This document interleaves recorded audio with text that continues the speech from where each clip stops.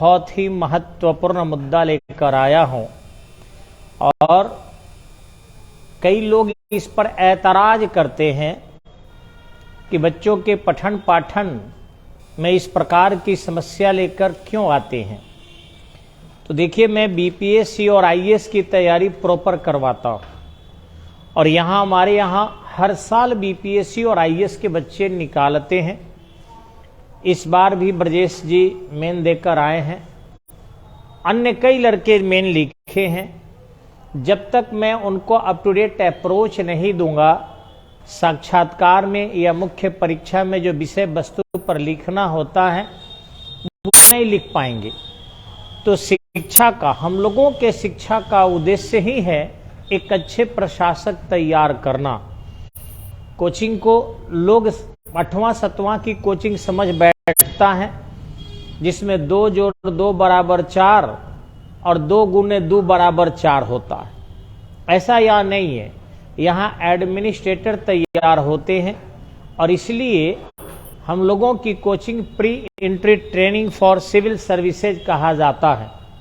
हम लोगों की जो कोचिंग है, फिर से सुनेंगे नाम आप, pre entry training for civil services, यानी सिविल सेवा में जाने की पहले की ट्रेनिंग है। ये हम ही लोग उनको प्रीलिम्स भी सिखाते हैं, उसमें भी डिसीजन मेकिंग आता है।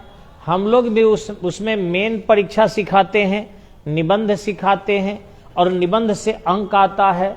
फिर जो है इंटरव्यू की तैयारी कराते हैं और उसमें अंक आता है और फिर लड़के सक्सेस होते हैं। तो ये इसके लिए कहीं कोई कॉलेज काम नहीं करता और न ही कोई जो है आपका स्कूल काम करता, ये कोचिंग वाले ही करते हैं जो आईएएस और बीपीएससी के लेवल की तैयारी कराते हैं। तो कोई भी ऐसा नेशनल इंटरनेशनल इवेंट्स नहीं होगा जिस पर हम फोकस न डालें और तार्किकता के साथ डालें। हम लोगों का जो विचार होता है वो कभी भी एक पक्षीय नहीं होता है, यह विचार बहुपक्षीय होता है और पक्ष विपक्ष दोनों में हम लोग चलते हैं और हमेशा ही इस देश को एक सतर्क दिशा देने का काम करते हैं। अभी एक ज्वलंत मुद्दा आपके सामने आया है, जो टीवी चैनल डिबेट्स अपने टीआरपी बढ़ाने के लिए छोटी छोटी घटनाओं को भी बहुत बढ़ा देते हैं और उसे नेशनल न्यूज में लाकर नेशनल मुद्दा बना देते हैं। तो ज्यादातर आप देखे होंगे पॉलिटिकल साइंस में बताया जाता है कि 2 तरीके के नेता होते हैं या 3 प्रकार के नेता होते हैं, और आप पढ़ेंगे नेतृत्व के सिद्धांत तो आपको तीनों मिलेगा। कहा जाता है कि first are administrative, second are traditional and third are charismatic. 3 types of administration involved. पूरे विश्व में 3 प्रकार के एडमिनिस्ट्रेशन को एक्सेप्ट किए गए हैं। थोड़ा ध्यान से सुनेंगे आप, क्योंकि कई बार लोगों को लगता है कि विचार, भले ही मैं एक छोटी सी संस्था स्टडी पॉइंट एक छोटे से जिला सारण में और भी बिहार में मैं अप्रोच दे रहा होता हूं, लेकिन इतना जरूर एक बार गंभीरता से जो पढ़े लिखे लोग हैं, जिनको नेशनल इंटरनेशनल बुक से थोड़ा भी पल्ला पड़ा है, वो जानते होंगे कि रिक्स के प्राइज्मेटिक साला, रिक्स एक बहुत बड़े विद्वान थे जो चीन में एक अच्छे थिंकर का काम किए थे। तो हम अपनी बड़ाई नहीं कर रहे हैं, लेकिन हम लोग पढ़े हैं, एल्टन मेयो के सिद्धांत पढ़े हैं। लॉर्ड मेयो नहीं, ऑस्ट्रेलिया के रहने वाले थे, एल्टन मेयो का सिद्धांत पढ़े हम लोग। हर्बर्ट साइमन का सिद्धांत पढ़े हैं हम लोग।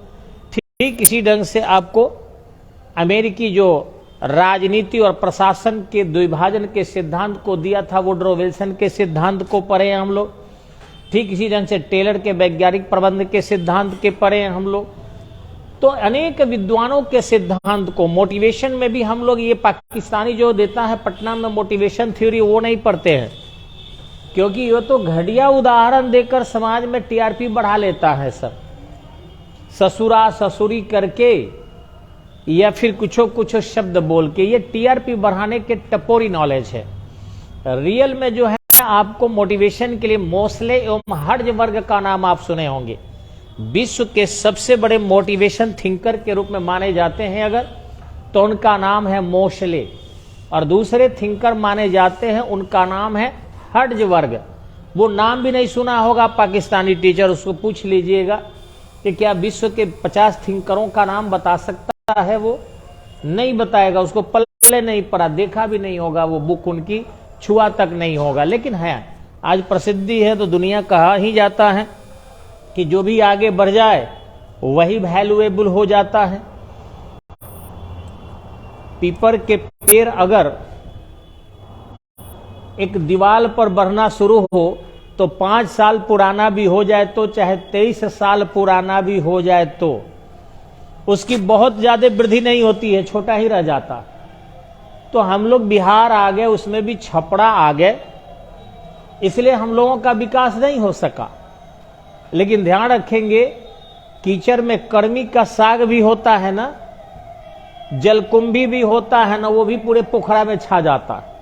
तो जलकुंभी और पीपल में डिफरेंसेस समझिएगा आप लोग कि पीपल का पेड़ क्या होता है। भले ही हम किसी छत पर उग गए हैं, भले ही मैं किसी मृदा में नहीं गया, लेकिन पीपल तो जरूर हो, राष्ट्रभक्त तो जरूर हो, और नेशनल लेवल प्रकार के नॉलेज लेकर आया हूं।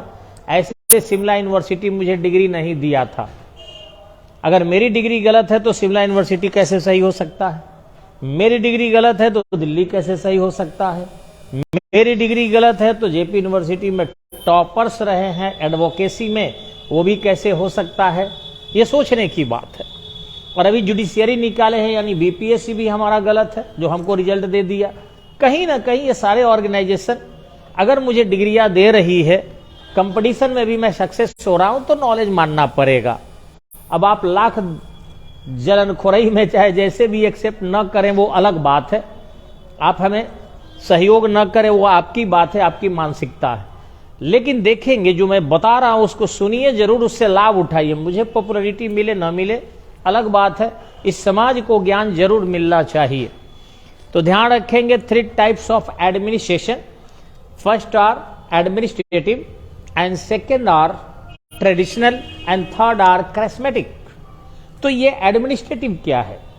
प्रशिक्षण के माध्यम से अगर किसी को प्रशासक बनाया जाए तो उसको बोलते हैं एडमिनिस्ट्रेटिव, एडमिनिस्ट्रेटर या लीडरशिप।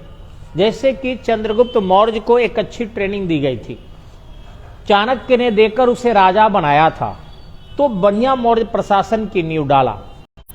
दूसरा होता है ट्रेडिशनल। ट्रेडिशनल में हो सकता है, जिसको वंशानुगत कहते हैं, राजा का बेटा राजा होगा, हो सकता है कि योग्य भी बेटा आ जाए, हो सकता है अयोग्य भी आ जाए। जवाहरलाल नेहरू की बेटी ही श्रीमती इंदिरा गांधी थी, बढ़िया थी, सैल्यूट है उन्हें। लेकिन जो धृतराष्ट्र थे राजा के बेटा ही थे, लेकिन अंधे थे, अयोग्यता थी। तो ट्रेडिशनल में अयोग्यता भी आ जाती है। अभी वर्तमान में देख सकते हैं आप, चाहे बिहार का प्रशासन हो या बाहर का हो, बाप के बेटा चाहे वो कुछ भी हो, 9वीं फेल हो वही बनेगा। तो इस तरह से ही ट्रेडिशनल होता है कि बाप का बेटा ही आएगा और कोई नहीं आएगा। इसको वंशानुगत कहते हो, अयोग्य भी हो, अंधा भी हो, उसी